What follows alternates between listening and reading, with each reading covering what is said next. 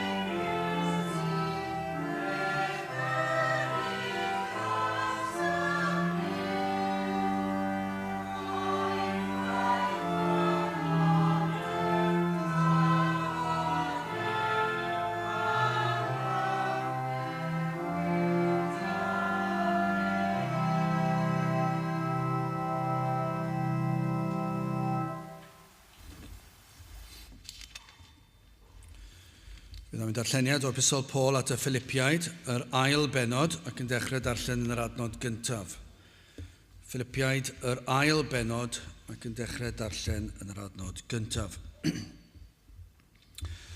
Od oes gan hynny ddim diddanwch yng Nghrist, od oes dim cysur cariad, od oes dim cymdeithas yr ysbryd, od oes dim ymysgaroedd a thosturiaethau, cyflawnwch fy llawenydd fel y byddwch yn meddwl yr un peth, a'r un cariad gennych, yn gytun yn syniad yr un peth, naw neler dim trwy gynnen neu wag o goniant, eithir mewn gostyngeidrwydd, gan dybiad eich gilydd yn well na chwi eich hunan, nac edrychwch bob un ar yr eiddoch eich hunan, eithir pob un ar yr eiddo eraill hefyd. Gan ysbydded ynwch y meddwl yma, yr hwn oedd hefyd yng Nghrist Iesu, yr hwn ac efe yn ffurf Duw, ni thybiodd yn drais fod yn ogyfiwch a Duw, eithir efe a'i dibrysiodd ei hun, gan gymryd arno agwedd gwas ac a wnaed mewn cyffelybiaeth dynion, a'i gael mewn dull fel dyn, efe a'i darostyngodd ei hun, gan fod yn ifydd hyd angau, Angau'r Groes. Oherwydd paham, Duw a'i trad ar chafod yntau ac aroddus iddo enw yr hwn sydd goriwch pob enw, fel yn enw Iesu y plygau pob glin, o'r nefolion a'r dearolion, a than ddearolion bethau, ac y cyffesau pob tafod fod Iesu Grist yn arglwydd gogoniant Duw Dad. Bydde bendith Duw ar ei air sanctaidd ef. Gyda'ch ni nawr droi at ein harglwydd mewn gweddi. Diolch yn i ti unwaith eto o Dduw am y fraint o gael dod ger dy fron ac yn dod trwy enw, trwy heiddiannau, dy fab a'n gwaredwr yr arglwydd Iesu Grist, trwy'r hyn oll a wnaeth ef iddo ddod yn ifydd i'r byd yma ac iddo gymryd ein natur ni ac iddo byw y bywyd hynny ar y ddaear yma, bywyd sydd y tu hwnt i'n deall ni, bywyd o berffeithrwydd llwyr, bywyd a fodlonodd y Duw Dad, iddo gadw'r gyfraith yn ein lle ni, Ac yna o Dduw iddo fynd fel oen i'r lladdfa i'r groes a chymeryd ein cosb arno ef ein hun. I'n pechod ni cael ei osod arno ef. Ac i ni yn diolch i ti o Dduw am y ffordd a agorwyd, y ffordd a drefnwyd, y ffordd i achawdwriaeth, ffordd sicr, ffordd gadar, ffordd o Dduw sydd yn achub enaid hyd tragwyddoldeb. Ac felly o Dduw i ni yn diolch i ti am yr Efengyl Sanctaidd, yn diolch i ti am y ffordd bod modd i bechaduriaid, derbyn heddwch a thydu, a bywyd tragwyddol. Ac felly o Dduw i ni yn gweddio a bydde di'n dod ar gwirioneddau yma yn real i rai sydd yn gwrando. O Dduw, rhai efallai, hyd yn oed yr eiliad yma sydd heb unrhyw ystyriaeth o ddair y di, ond i ti trwy nerth yr ysbryd glân, i ti i'w harwain nhw, i'w wrando ar gyhoeddiad yr Efengyl. O Dduw, i ni'n gwybod y gall rhywun gerdded heibio yr adeilad ac teimlo'r cymhelliad hynny i ddod mewn i'w wrando ar dy air. I ni yn diolch o Dduw dros y blynyddoedd i ni glywed am dyweision ar hyd a lled y wlad a gwledydd y byd, iddynt dystio i rai deimlo yr atyniad hynny ddod i glywed ac yna'n derbyn iachawdwriaeth. O Dduw, ni'n gwybod hefyd gall hwn ddigwydd wrth i rai wrando ar y we ac efallai dim bwriad i wrando ar y we, ond o Dduw trwy dy nerth di yn cael ei harwain i wrando ar dy air di yn cael ei chyhoeddi ac i brofi'r argyhoeddiad o bechod ac i dderbyn yr hodd o ffydd i ymddiried ac i edifarhau. O Dduw tyrd, gweithio dyma'r unig ffordd o Dduw. I ni'n gwybod mae'r broblem yn rhyddyrus, mae'r anodd o Dduw. Mae'r gafael pechod mor dyn. Does dim un ffordd fedrwn ni beswadio pobl i ddod i oedfa, heb sôn am ddod i gredu, i droi oeddi wrth i pechod. Ond o Dduw, rwyt ti'n gallu dweud y gair, rwyt ti'n gallu rhoi y gorchymyn ac y mae eneidio yn gallu dod o'i tywyllwch i oleuni. Ac felly o Dduw i ni'n gweddio, bydde di ar waith, hyd yn oed yma nawr ac yn ystod yr oedfa hon, a bydde di trwy dy ras yn peri i rai i ddod, i bwyso ar yr arglwydd Iesu Grist ac i weld rhyfeddod yr hyn a wnaeth ef trosom ni. Felly o Dduw i ni'n cyflwyno'n hoedfaith ofal yr holl ddydd, i ni'n gweddio o Dduw am y dyddiau sydd o'n blaen ni a byddwn ni'n cael gweld y ffordd yr wyt ti'n ateb ein gweddio ni yn trigarhau wrth ddim, a'n dod yn ôl i'n plith, i dywallt ysbryd ar ein gwlad ni, y bydd na draws newidiad llwyr yn digwydd yma yn ein gwlad. Felly o Dduw, rho ffydd i ni ddisgwyl pethau mawr, bendithiau'n hoedfa, diogelan hoedfa, tyrd i'n plith, i ni'n gofyn hyn oll, trwy enw ac heiddiant ein harglwydd Iesu Grist. Amen.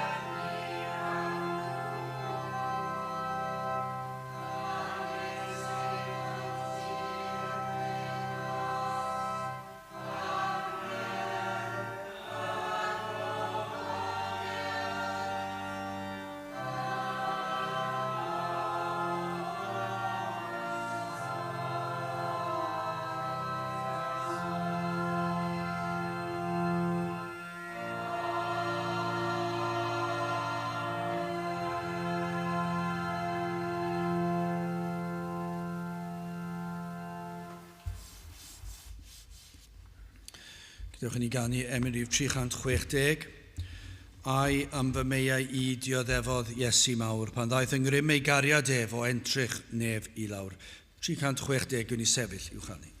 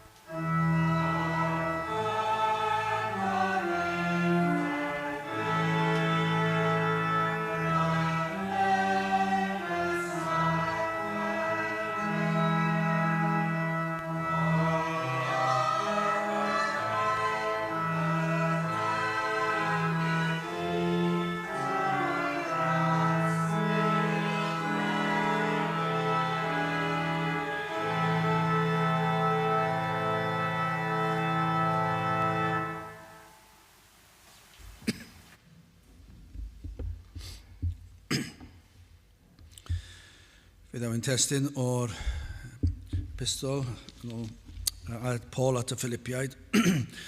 Philippiaid yr ail benod a'r 8fed adnod. Philippiaid 2 penod 8. A'i gael mewn dill fel dyn, fe a'i darostyngodd ei hun, gan fod yn ifydd hyd angau, Angau'r Groes. Wel, fe ddywedodd Spurgeon am y ffordd orau I ddatrys problemau, y ffordd I gael undod, mae wrth droed y groes gellir cael hynny. Mae wrth droed y groes gellir delio â hyn. Gymaint o broblemau, gymaint o angytuno, petai pobl yn dod at droed y groes, petai pobl wedi bod at droed y groes yn y lle cyntaf, neu yn dychwelyd yna, neu byth yn bell oddi wrth y groes. Yna fydda yna gymaint o broblemau yn cael ei datrys. Yno ceir pob mater ei drin. Mae yna gymaint o wersi wrth droed y groes a chawn amdano ni. I ni'n dysgu gymaint am ein heneidiau ni a chyflwr ein heneidiau ni wrth sôn am y groes ac am droed y groes. Cymaint o wersi yno am Dduw y Tad, am Dduw y Mab a Dduw yr Ysbryd Glân yno wrth y groes. Allech chi rhoi testyn y groes fel testyn bregeth, ac fe allwch chi gyffwrdd â pob un o'r materion yma a delio â phob un o'n problemau ni wrth droed y groes. Yno cawn weld pwrpasau Duw yn cael ei gwireddu, cynllun Duw o oedd y groes, a dyna lle mae popeth yn dod at ei gilydd. Mae hyn wastad wedi bod yn wir. Pan yr ydym wedi profi o ras Duw wrth droed y groes, mae e'n delio a chymau. Pan mae yna rhywun wedi deall ac wedi dod yn y ffordd y trefnwyd, ac wedi dod at y man cywir, at y groes cywir, wrth gwrs, gellir cael pobl yn pregethu rhyw fath o groes, a nid croes Crist yw i.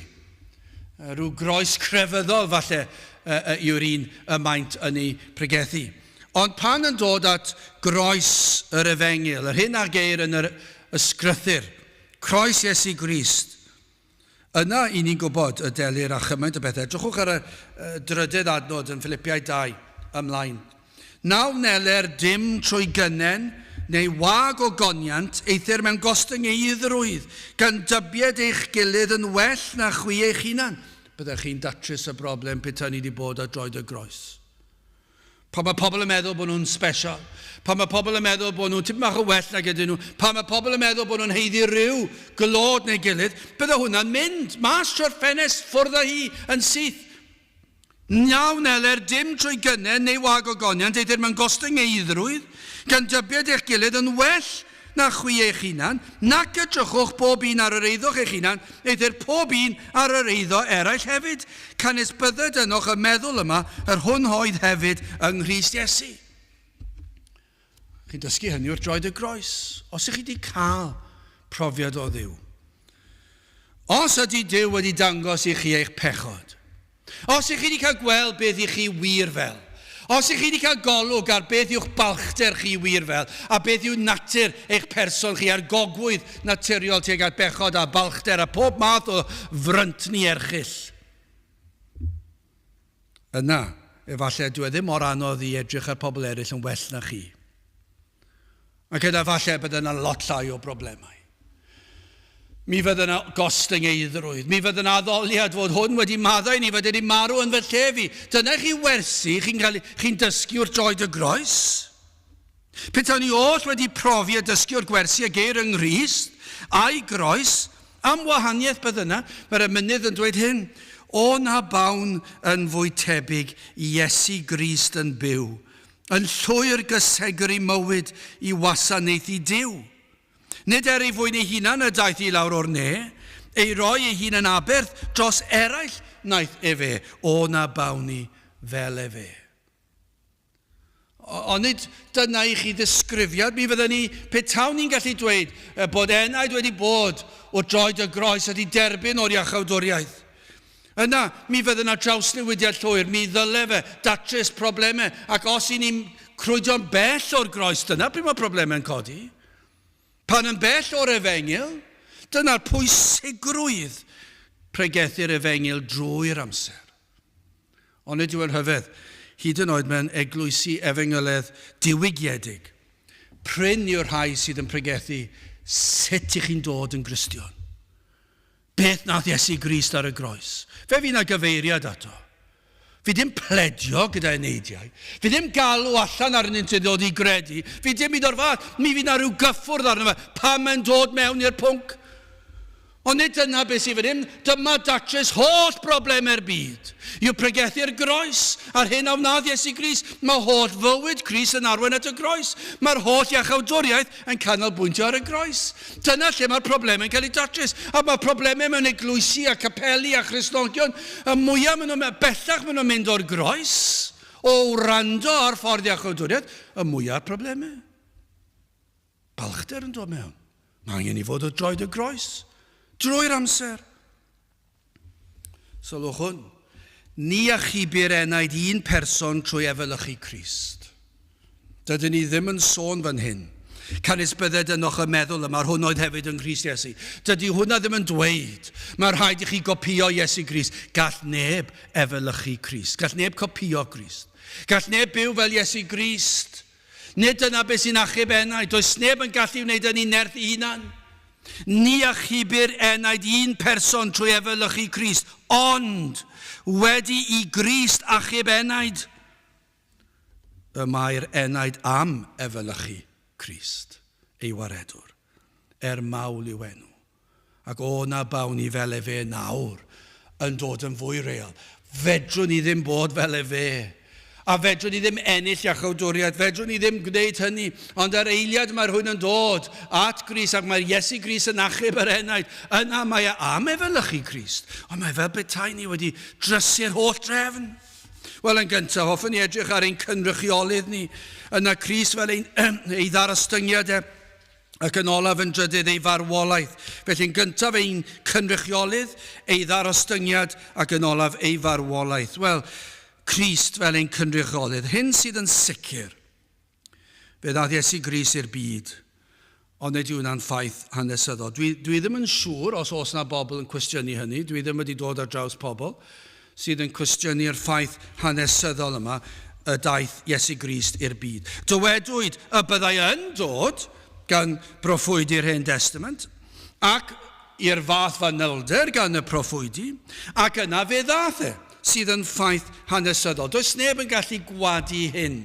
Dwi ddim yn credu fod pobl yn gwadu'r peth. Mae yna ormod o ddogfennau ffynonellau dibynadwy hanesyddol sydd yn dweud fod Iesu Grist wedi rhodio yn y byd yma. Ac yna, os oes amser gyda nhw, siwr o fod nhw ddim yn trafferthu, petai nhw'n darllen yr Hen Testament, fydden nhw'n darllen am yr hyn gafodd ei ddweud bod e'n mynd i ddod. Ac i bob un ddod yn wir. Felly ffeithiau hanesyddol yw'r rhain, dim byd mwy. Mae'n ffaith hefyd, mae dyn ydoedd, ac fe ddaeth i'n cynrychioli ni. Does dim, byddwch chi ddim yn dod ar draws pobl fydd yn cwestiynu, mae dyn oedd Iesu Grist. Daeth i ennill, i ni gwybod i'r Beibl dweud, daeth i ennill iachawdwriaeth ar un rhan, ond dyma'r rhyfeddod, beth i ni'n dysgu yn y Beibl, yr oedd Iesu Grist yn dduw hefyd.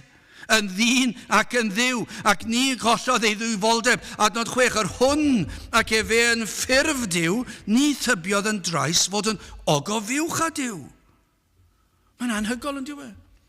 Ffaith hanesyddol bod Iesu Grist wedi dod, mae wedi dod fel ein cynrychiolydd ni, mae wedi dod fel dyn, ond mae e dal yn dduw. I ni'n gallu deall y peth yma, ni allwn ni ddeall yn llawn yr hyn o olygo yn rhyfeddod y diwdod y dwyfol.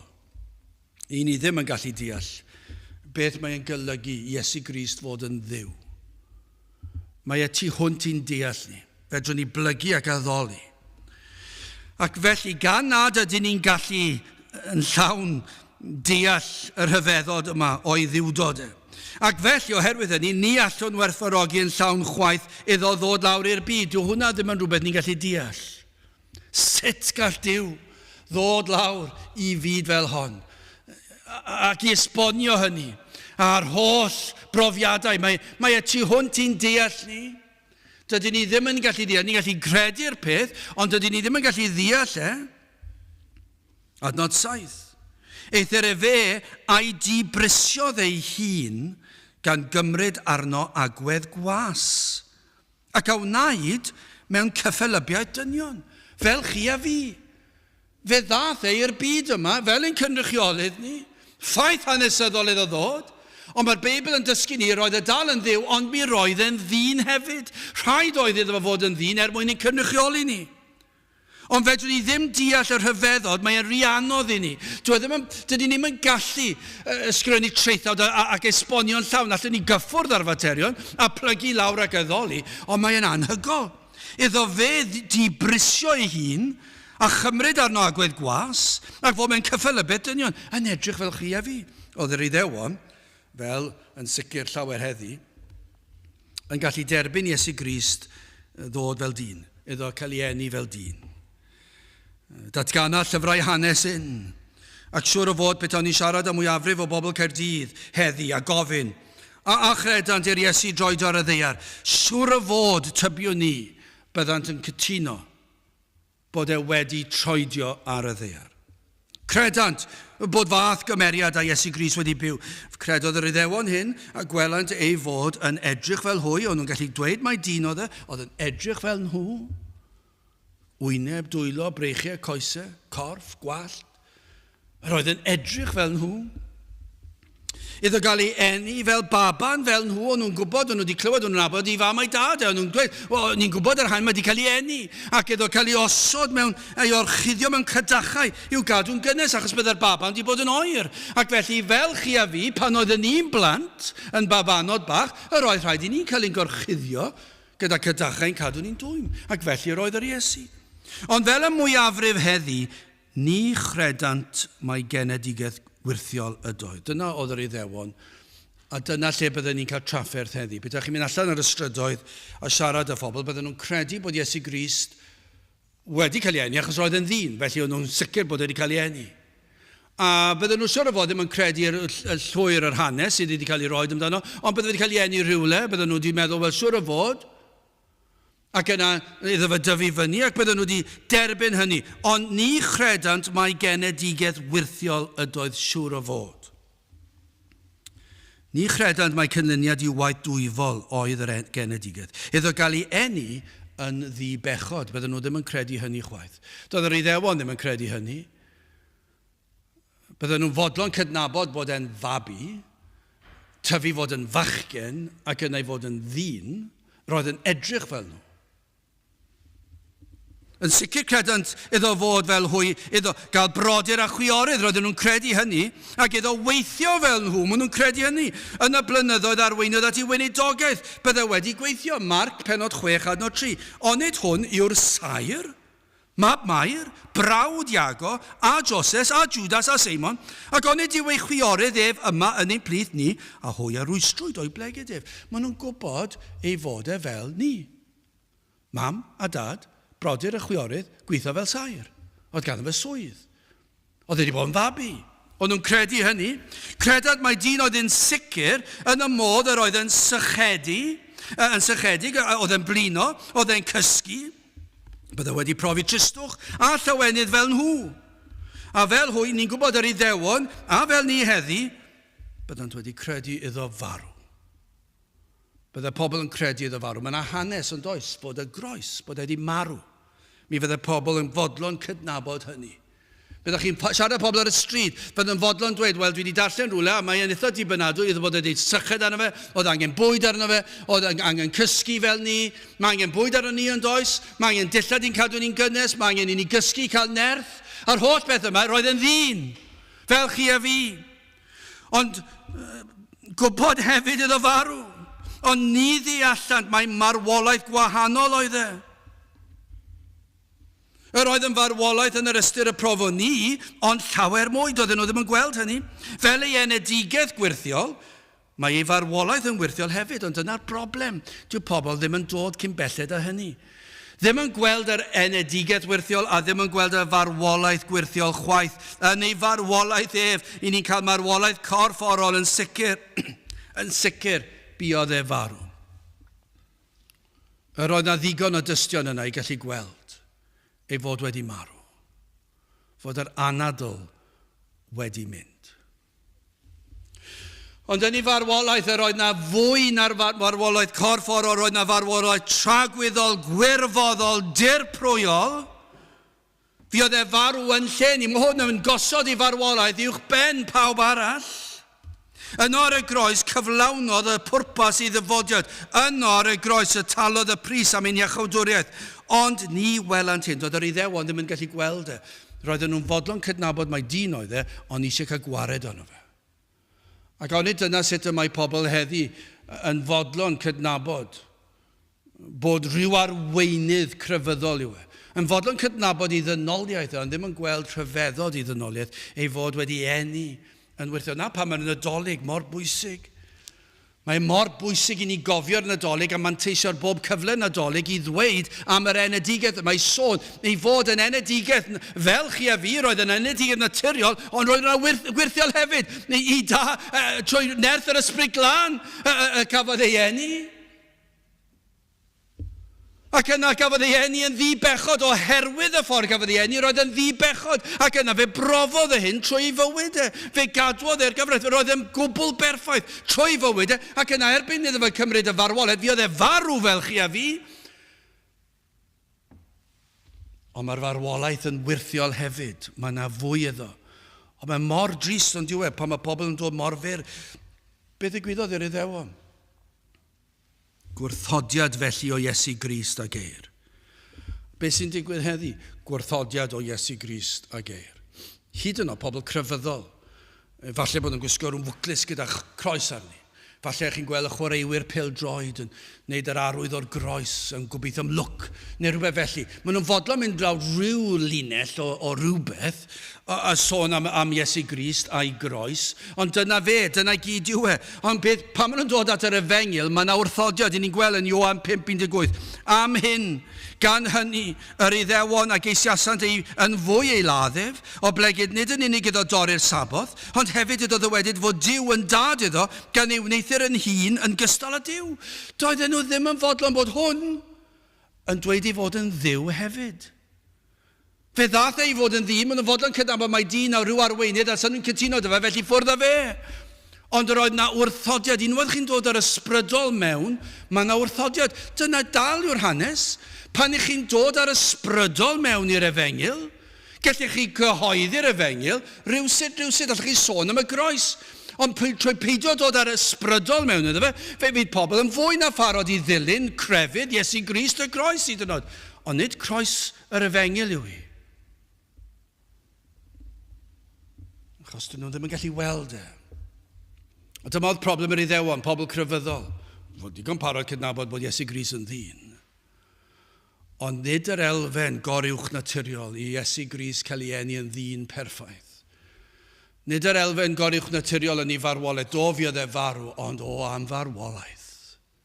Ac yna ei ddatgyfodi o'r bedd y trydydd dydd. Eseia yn dweud yr union yr un peth. Eseia 53:3, dirmygedig yw a diystyraf o'r gwir, gŵr gofidus o chynefin a dolir, ac yr oedd y megis yn cuddio ein hwynebau oddi wrtho, dirmygedig oedd, ac ni wnaethom gyfrif ohono. Dal yr un peth. Mae yna wrthodiad o'r dyn Iesu Grist pan i chi'n dechrau deall sut dyn o doedd. Am gynrychioledd. Fe ddaeth i fod yn ddyn mwyn achub dyn. I achub pobl fel chi a fi. Dyma chi gynrychioledd. Fe fedrwn ni ddim yn deall. Ond iddo adael y nef. Ac iddo ddod i'r ddeiar yma a'i eni fel baban. Ac yn sicr yr oedd yn ddyn. Does dim cwestiwn am hynny. Does neb yn gallu cwestiynnu'r peth. Ond am ddyn. Yn ddyn fel chi a fi. Ond eto yn ddyn perffaith. Yr unig un fi oedd erioed. A dangoswyd hynny yn ei farwolaeth. Wel, gadewch i ni symud ymlaen. Beth am ei ddarostyngiad, adnod 8 eto. A'i gael mewn dull fel dyn, fe a'i darostyngodd ei hun. O fod yn dduw a chymryd arno agwedd gwas yn dod yn ddyn. Mae e'n fath ddarostyngiad. Eto, i ni'n gallu deall, y creawdwr yn dod fel creadur. Ond nid creadur fel angel, fe ddath e fel dyn. A gallech chi ddweud hefyd, yma ddarostyngiad, fe dywysodd e, nid i fod yn angel, gallai hwnna fod wedi digwydd, na, dath e i fod yn cynrychiolydd ni, fe dath e i fod yn ddyn. Ond nid yn unig yn ddyn, fe gallai wedi dod lawr o'r nef fel dyn, ond yn oedolyn, ddim yn gorfod mynd trwy y broses o cael ei eni ac yn am fachgen bach a tyfu lan i fod yn ddyn a gweithio, achos mae hwnna'n ddarostyngiad yn ei hun. Ond fe dath e fel baban am ddarostyngiad, ond mae hwn yn anhygoel hefyd. Mae hwn yn ddarostyngiad i ni ddim yn gwybod llawer am ei fywyd e, tan i weinidogaeth e. Un cyfeiriad at ei blentyndod sydd, ac am gyfeiriad. Does dim llawer nag oes. Boes, ni'n hoffi'n dod i ni, pobl heddi, pobl pwysig heddi, yn hoffi pobl yn sgwennu amdani nhw a dweud am ei plentyndod nhw. Ac efallai rwy'n chwaraeon, efallai eisiau dweud bod yn dod o le tlawd, a edrychwch ar y fi weithiau sy'n galed, a sylw mawr arno fi, ac roedd yr athrawon yn dweud oedd gen i dalent, ac eisiau dweud, ac yna mynd i'r coleg, a pawb dweud, edrychwch ar hwn. O, ni eisiau sylw, ni eisiau cyfeirio, ond beth ni'n gweld fan hyn, am ddarostyngiad, does dim sôn. Does dim sôn am y plentyndod, am ei arddegau, ei flynyddoedd yn arwen at y weinidogaeth. Mab Duw, yr un a ddaeth o'r nefoedd, ac eto'n trigo yn ein plith ni mor dawel. Mae'r darostyngiad, y tu hwnt i'n deall ni. Dwi ddim yn rhan o natur ni na, roedd e'n berffaith yn dod. I ni mor wahanol, wastad eisiau sylw, wastad eisiau rhywun i gydnabod, wastad eisiau rhyw effaith ar bobl, ond i ni'n gweld fan hyn am ddarostyngiad.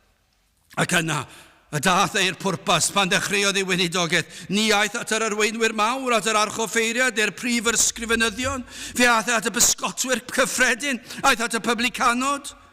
Ni aeth at y gwybodusio neu ddarlithio yng nghanol y dysgedig. Dyna beth ni'n gweld heddi. Yw coeddi rhyw ddarlith mawr, fi neb yn deall gair am beth maen nhw'n sôn. Cyfres hir o eiriau, sneb erioed wedi clywed. A dwi'n chi ddim yn gallu ffeindio nhw'n geiriadur. Tybiwn ni sawl capel sydd yna, lle fydd y pregethwr yn pregethu geiriau, sneb wedi clywed amdano nhw o'r blaen. A fyddwch chi'n am 2 awr yn chwilio mewn rhyw geiriadau rhywle, wel beth yn y byd o'n nhw'n dweud? A chi'n meddwl, beth yw'r ein? Ond maen nhw'n wybodusio, maen nhw'n glyfar. Ond nid felly Iesu Grist. Am ddarostyngiad. Fe ath at y pysgotwyr, y publicanod. I fab Duw ddod yn ddyn a chaniatau'r un drwg ymosod arno, a chael ei demtio fe ganiataodd e hyn. Mae hwn yn anhygoel. Fe ddad Iesu Grist fel dyn, ac fe fodlonodd e fel dyn i wynebu ymosodiadau yr un drwg a cael ei demtio. Heb ildio. Ac yna fod yn fodlon. Roedd yn gwybod oedd hwn i gyd o'i flanau. Roedd Iesu Grist yn gwybod bod hyn o'i flanau. Fe ddioddefodd e'r fath atgasedd tuag ato. Mae roedd Eseia yn gwybod bydde hyn, a roedd Duw wedi dweud wrth Eseia. Proffwyda Eseia. Y bydd y gwaredwr yn dod, y Meseia. Ac fe fydd yn ŵr gofidus a chynefin a dolir. O fe fydd yn dioddef. Fe fydd e'n i chael ein anodd, fe fydd atgasedd, fydd na gasineb. Dw hwn ddim yn anodd i ddeall na. Mae yna fath gasineb tuag at yr efengil yn does na. Pan mae pobl yn dod wyneb ar efengil, maen nhw'n ei gysau. Mae hyn o'r rai sy'n proffesu ni'n gweld yr atgasedd. Pan maen nhw o'r diwedd yn dod i weld beth yw gwir Cristnogaeth, beth yw'r gwir efengil. Maen nhw'n dweud, o na, mae gofynion yr efengil yna'n afiach. Dwi eisiau rhywbeth arall, rhywbeth ysgafnach, rhywbeth sy'n caniatáu fi fyw fel dwi eisiau. Ac mae'r fath atgasedd, mae ar lefel arall. I ni'n gweld y byd pan maen nhw'n dod wyneb ar efengil. Maen nhw'n dweud pob math o bethau yn erbyn yr efengil, ond dychmygwch yr atgasedd gafodd Iesu Grist. Yr un oedd yn berffaith, yr efengil, fe yw yr efengil. Dychmygwch yr atgasedd sydd tuag at Grist. Ac fe ddath e, am ddarostyngiad i adael y nefoedd, i ddod i fyd fel hon, mae'r byd yn afiach ond yw e. Darllenwch i'r newyddion unrhyw ddiwrnod, mae'n dor calonus. I ni clywed am rywun ifanc yn lladd rywun arall. I ni clywed am rywun gwleidyddion yn twyllo rhyw arian mawr. I ni gweld pobl yn mynd i ryfela ac yn lladd yn y ffurf mwyaf creulon. I ni clywed pob math o bethau. Anfoesoldeb, atgasedd, creulondeb, trais. Mae ym mhobman, mae bydreddi ym mhobman. A hyd yn oed ymhlith y goreion cymdeithas, y fath fryntni sydd yn eu celonau nhw. Fe dawodd Crist y nefoedd i ddod i fyd fel hon. Petai Iesu Grist yn cedlaw strydoedd Caerdydd nawr, am lefydd brwnt bydde hynny. Am atgasedd, allech chi ddychmygu beth bydd yn digwydd? Petai Iesu Grist yma nawr yn cael ar y stryd, fydd yna gang o bobl ifanc yn poeri ac yn dweud pob math o bethau tybiwn ni, ac yn edrychwch ar hwn, mae e'n meddwl bod e'n rhywun, a mi fydden nhw'n dweud pob math o bethau. Yna petai mynd i rhyw gyngerdd a rhyw pobl crand iawn wedi gwisgo lan yn smart ar y sydd, yn gwrando ar rhyw opera na rhywbeth neu gilydd, a byddai Iesu Grist yn dod mewn, fyddai bresenoldeb e mor ddwyfol, mor bir, mor lan, mi fydde rhain yn edrych arno fe, ac yn dweud pob math o bethau, ac bydden nhw'n siarad amdano fe, ac yn ei wawdio fe, achos fydden nhw'n ei Messiah, y gorau o fewn cymdeithas yn ôl tîb llawer, mi fydden nhw'n poeri at Grist. Dyna beth nath yr Iddewon, a does dim byd gwahanol heddi. Mae'r fath at gasau, ond fe ddath Iesu Grist lawr o'r nef i fyd fel hon am ddarostyngiad. Fe fodlonodd e ddod a chael ei gyhuddo o fod yn feddwyn. Mae'n ofnadw yn diwe. Roedd e'n gwybod bydden nhw'n cyhuddo fe fod wedi meddwi. Efallai yn yr oes hon, dwi'n ddim yn gymaint o broblem achos mae bod wedi meddwi nawr yw y peth i Gristnogion hyd yn oed. Ond yn y dyddiau hynny, o leia roedden nhw'n gweld bod hwnna'n anghywir. Ac yna i gyhuddo Iesu Grist o fod wedi cael gormod. Mae'n warth yn diwedd. Mae'n warth. Yr oedd yn fodlon dod ac i'w wirthiau gael eu cysylltu a Beelzebub o'r un drwg ei hun. Mae'n ofnadw yn diw ond fe ddath Iesu Grist ac fe fodlonodd fe ddarostyngodd ei hun i ddod i fyd a fyddai yn dweud am y gweithredoedd o gariad a gwirthiau anhygol amhosibl yn dod â pobl o farwolaeth i fywyd, yn dod â pobl o salwch i iechyd, o ddallineb i olwg o fod yn fyddar i glywed ac yna i ddweud, yr wyt ti yn gweithio nerth Beelzebub ei hun. I fab Duw ar ôl dod i'r byd i fyw yn ein lle ni ac i ddarparu a chodwriaeth. Dyna ddarostyngiad. Iddo gael ei gymharu a gwallgofddyn. Ond yna, oedd hwnna'n ddigon, ond meddyliwch chi am ddarostyngiad y groes. Matthew 27 adnod 46. Ac ynghylch y 9 awr y llefodd yr Iesu a llef uchel. Gan gofio hyn, pan adawodd Iesu i'r nef, roedd e'n gwybod fod hwn yn dod. Ac fe ddath o'i wir fodd. Gan ddywedyd, Eli lama sabachthani. Hynny yw, fy niw, paham gadewais. Dyna chi ddarostyngiad, roedd e'n gwybod bod yn dod, ond yna pan ddath i'r taj o'i gefn ar ei fab, roedd e yno ar ben ei hun. Gwelir ei ddarostyngiad yn ei fyddhau i'w dadnefol, i fynd i'r groes ac trwy gydol i fywyd. Fe garlamodd e tuag at Jerusalem, fe garlamodd e at Galfaria. Doedd dim byd yn ei rwystro fe. Doedd dim byd yn ei atal yr adeg iawn pan byddai'n cael ei ladd. Dyna pa mor ifydd oedd e. Yr oedd yn ifydd yn y ffaith iddo gyflawni yr hyn oll y proffwydiwyd amdano. Fe nath e'r cyfan pob un o'r proffwydolaethau fe i fyddhawodd e'r tad. Fe nath e beth oedd y tad wedi dweud. Dyna i chi i fyddod. Y dioddef y gwawdio dirmig y poen. Os bu na farwolaeth yn dangos darostyngiad, yna marwolaeth Crist yw honno. Fe aeth fel oen i'r lladdfa. Am ddarlun o brydferthwch, darostyngiad llawn pŵer a nerth. Mae'n anhygoel yn dweud, mae'n anodd i esbonio, ond yn y darostyngiad yma, mae yna fath brydferthwch, mae yna fath bŵer, mae yna fath nerth mewn darostyngiad. Pan y gall fod wedi newid pob un gweithred, a mynnu sylw, a mynnu parch, ac eto fe ddioddefodd yn wirfoddol yn ddarostyngiedig. A fe wnaeth y hyn oll ein mwynnu. Dyna pham y gadawodd ei gartref yn y nef. Gadawodd y fath gyfoeth i ddod i'r fath dlodi. Gosododd ei hun o dan y gyfraith. Dyna chi ddarostyngiad.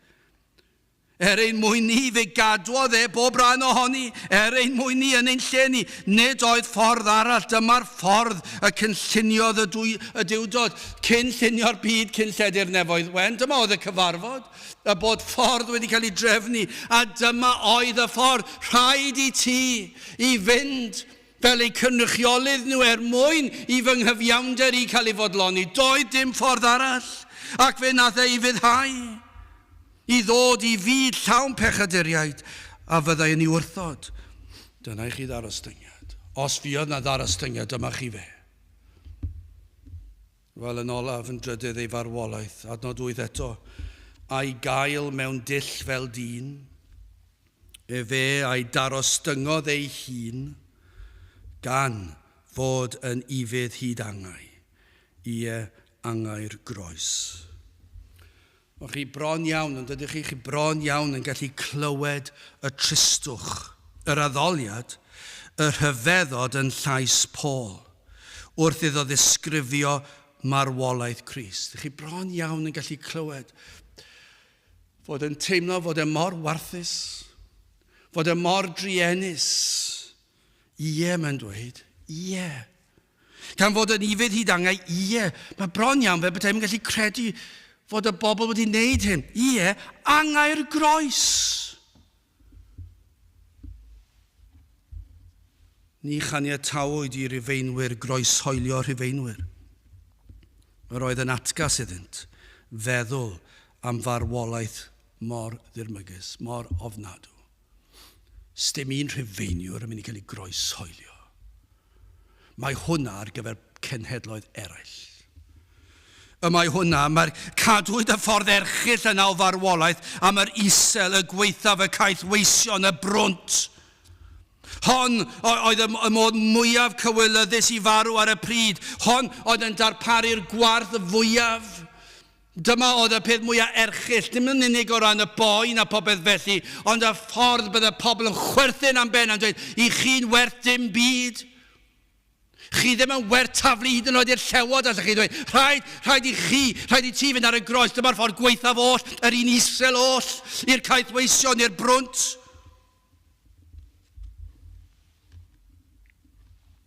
O'r fath unigrwydd, a'r gwawdio addaeth, ac yna eithbwyd ag ef tu allan hyd yn oed i furiau'r ddinas, a'i osod ar fryn Calfaria, a merchyll o le, dim parch y brynt ni ysbwriel oedd yno. Ac yno mynwyd iddo gario i groes ei hun. Gan gofiodd y ddod yn wirfoddol, yn gwybod yr hyn oedd o'i flaenef. Ac yna i osod ar y groes. Ac yna, pan tarwyd yr hoelion, i'w gorff. Tarwyd yr hoelion yn y mannau mwyaf poenus, ble byddai'r nerfau yn achosi'r fath boen i saethu drwy'r corff. O'r oedden nhw wedi gweithio fe mas. Ond nhw wedi mynd at yr gwyddonwyr yr adeg a dweud ble mae e'n brifo fwyaf. Ble fydd y boen fwyaf erchyll. Pan fydd yn taro'r nerf a fydd yn saethu'r trwy'r corff, fydd yr ymenydd ddim yn gallu ymdopi ar peth. Ble fydd e? Ac yna tarwyd o'r hoelion i fewn. Ac yna wrth godi'r pren a'i ollwng yn y twll yna, allech chi ddychmygu'r ysgytwad mwyaf creulon, ac yna mae'n hongian yn ar y groes, ac yna mae'n gostwng mewn y twll. Chi roed wedi gostwng rhywbeth mawr trwm poli mewn y twll, mae'n syrthio yna. Os chi'n mynd ofalus, allech chi frifo'ch troed i'ch bysedd, a chi'n clywed y glep. Ond os ych chi'n hongian ar y groes a mae'r hoelion yn dal chi a mae'r nerfau yn brifo ac yna mae'r ysgytwad, dyma be nath e, fe ddath e'n wirfoddol o'i wirfodd i'r fath ar ostyngiad i fynd i'r groes. Angau'r Groes. Dyna beth dyw Paul ddim yn gallu credu'r beth bod ni wedi caniatáu hyn. Mae'n erchyll, yr ffordd fwyaf gwarthus gallech chi ddychmygu. Pan oedd pob i nerf a chyr ac asgwrn yn gwingo dan y fath boen. A'r goron o ddraen y gwaed yn pistyllo allan a'r chylltra o'r bobl o'n cwmpas. Dioddefodd yn ein lleni ar y groes hefyd, melltith y tad. Nawr i ni'n dod at gwir ystyr y groes. Galatia 3:13, Crist a'n llwyr y brynodd oddi wrth felltith y ddeddf. Sut, gan ei wneithir yn felltith trosom. Canis y mae yn ysgrifenedig. Melltigedig yw pob un sydd yn nghrog ar bren. Mae'r boen gorfforol yn rhywbeth. Yn sicr yn rhyfeddod o feddwl pwy oedd Crist, ac o ble y dath a pham y dath. Mae hyn yn ei osod i'w pob croeshoeliad arall. Does dim un croeshoeliad arall yn dod yn agos. Mae yna sawl marwolaeth creulon wedi bod ar y groes, ond does dim un yn dod yn agos o feddwl o ble ddath Crist. Ac iddo ddioddef yn y fath ffordd. Ond dyma'r rhyfeddod idd ar ystyngiad, iddo ddioddef gan gymryd melltith ei dad arno ef ei hun yn ein lleni, gymerodd e gosb y tad. Mae hwnna ar ben y corfforol. Mae corfforol yn erchyll, mae'r atgasedd yn erchyll, ond yna fe nath y tad o'i gefn ar ei fab, ac fe dywalltodd e ar ei fab y gosb i ni yn heiddi am ein pechod ni. Fe dalodd e yn o'r y groes y pris am ein pechod ni. Cosbwyd ef yn lle ni. Hynny yw fe ddioddefodd ei uffern yn lle pob un o'i blant. Mae uffern am un enaid tu hwnt i ddisgrifiad, ond i'w blant i gyd. Fe gymerodd e'r holl gosb. Ac yno ar y groes y hyrdiodd Satan ei mosodiadau ar ei enaid. Ac yno roedd dynion yn ei wawdio, yn dweud, ti ddim yn gallu gwneud dim i helpu dy hun. Ac yna dioddef y fath dywyllwch. Gymaint o dywyllwch iddo ddweud fy niw paham ymgadewist. Dyma a wnaeth Iesu Grist, mab Duw, mab y dyn. Ond nid yw'r ddau yma, mab Duw, mab y dyn. Ein mwyn ni, eich mwyn chi. Dyma agorodd y ffordd i ni gael bywyd, y ffordd i'r nefoedd. Dyma yw gwir grefydd, gwir Gristnogaeth, croes Crist. Dyw yn ymestyn allan ei fraich a chybol i achub gwael golledig eog ddyn. Dyma yw Cristnogaeth. Nid Cristnogaeth yw helpu'r tlawd. Nid Cristnogaeth yw bod yn neis i'ch cymydog. Nid Cristnogaeth yw bod yn dda cadw'r gyfraith. A mae Cristion yn gorfod wneud y pethau hynny. Ond Cristnogaeth yw Iesu Grist, y groes. Iddo fe talu'r pris am ein cosb ni. O, petai pobl yn deall beth yw'r ffydd Gristnogol, dyna beth ni'n gweddio, a bydden yn dod i weld, dyma'r groes. Beth yw'r groes? Dyw yn ymestyn allan ei fraich i achub dyn. Ac fe drefnodd y hyn ar y groes. A beth mae'n dangos i ni yw hyn, fod Iesu Grist wedi dod fel ein cynrychiolydd ni, ac yr oedd y tad yn fodlon. A mae hwn yn berffaith. Mae wedi cadw'r gyfraith. Mae wedi darostwng hun o dan y gyfraith. Mae wedi cadw'r cyfan yn lle i blant. Ac yna mae wedi mynd ar y groes fel ein cynrychiolydd. Mae wedi cymryd y gosb yn fy lle fi. Mae wedi gwneud y cyfan yn fy lle. Dyma yw Duw yn ymestyn allan. Dyna pa mor ddifrifol yw ein pechod. Yr hyn a berodd iddo fynd i'r groes i ddelio yn pechod. Felly dewch ato. Ond nid dyma yw holl bwrpas y groes. Dewch at droed y groes. Dewch ato trai fod yn agos. Trai fod gerllaw. Efallai eich bod yn ei deimlo yma yn yr oedfa, neu efallai rhywun mewn rhyw stafell, pendrawr wlad yn gwrando ar y we. Gelwch arno, dewch ato, at y groes, trowch o'ch balchder. Os bu I fab Duw ddarostwng ei hun ein mwyn ni yna, dewch yn llwythog, yn flinderog, yn waglaw. Pidwch a dod a dweud pwy I chi. Pidwch a dod a dweud bod chi wedi gwneud hyn a'r llall, a bod chi wedi bod yn neis a chwy'n garedig a cyfres o bethau da chi wedi gwneud. Dewch yn waglaw. A dwedwch eich bod wedi dod yn fyr o'i safon. Cyffeswch eich gwendid, eich pechod. A derbyniwch yr hyn a wnaeth Iesu Grist eich mwyn chi. Ac yna, y gweddiwch am nerth I fyw i'w ogoniant. Ond nid yma mae'n rhoid yr emyn wnaethon ni ddyfynu. O na bawn yn fwy tebyg. I Iesu Grist yn byw. Nawr ein bod wedi'n cael ein hachub. Trwy'r groes a trwy fywyd. O na bawn yn fwy tebyg I Iesu Grist yn byw. Yn llwy'r gysegri mywyd I wasanaeth I Duw. Nid ei fwy neu hunan y daeth I lawr o'r ne. Ni'n gwybod hynny. Ei roi ei hun yn aberth dros eraill naeth fe. O na bawn I fel fe. Dyna chi arwydd. Dyna sut ydych chi'n gallu dweud os oes rwy'n I deall yr efengil. A maen nhw am fod fel Iesu Grist ei hun. Does dim balchder, dyle fod dim balchder yna. Maen nhw wedi gweld ei fod wedi aberthu, fod wedi dod lawr o'r nef i'r ddaear, ac wedi talu'r pris. Pan mae rhywun wedi gweld I pechod, wedi gweld fod y gwaed a lifodd yn golchi bob stein I ffwrdd. Ac wrth ddod bod nhw wedi derbyn rhodd o ffydd i ymddiried yn Nghrist yn llwyr. Wedyn mae'r dyhead yn cynyddu. Fwy bob wythnos. Fwy bob cwrdd gweddi o un wythnos i'r llall. Bob oedfa, bob darlleniad, bob amser tawel. Mae'n dweud, o na bawn i fel y fe. Dim syndod bod ar y mynydd yn dweud y 4 gwaith. O na bawn i fel y fe, o na bawn i fel y fe, o na bawn i fel y fe. Ac yna mae'n dweud am y 4 tro, o na bawn i fel y fe.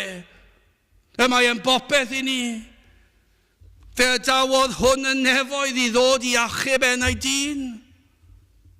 O na fyddwch chi'n dod at y groes. O dod at hwn. A'i gael mewn dill fel dyn. Fe a'i darostyngodd ei hun. Gan fod yn ifydd hyd angau Angau'r Groes. Gadewch i ni weddio. O Dduw, i ni yn diolch i ti am yr arglwydd Iesu Grist, am ei fywyd, am ei farwolaeth, am ei atgyfodiad, am ei esgyniad, iddo eiriol nawr trosom. O tyrd i'n plith, gweithio yn rymus unwaith eto, tyrd ac eneidiau droed y groes. Gad i ni weld gwirthiau unwaith eto, ac mae ti fydd yn cael yr holl fawl a'r clod. Tyrd bendithiau ni nawr, i ni gofyn hyn o trwy enw ac eiddiant yn harglwydd Iesu Grist. Amen. Dewch i ni orffen ein gwasanaeth trwy ganu'r emyn rhif 376, 376 o iachawdwriaeth gadarn, o iachawdwriaeth glir. Fi dyfais o'i chyffelib erioed ar fôr na thir. Mae yma ryw ddirgelion rhyddyrus un ti ddyn, ac nid oes allai dadrys, ond diwdod mawr ei hun. 376 gwyn i sefyll i'w chanu.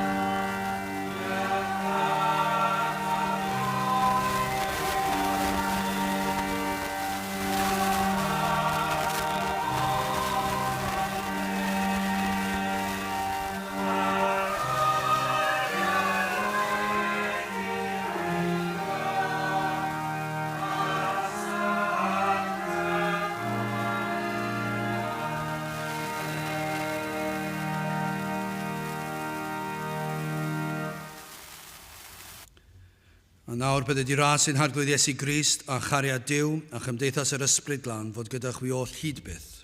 Amen.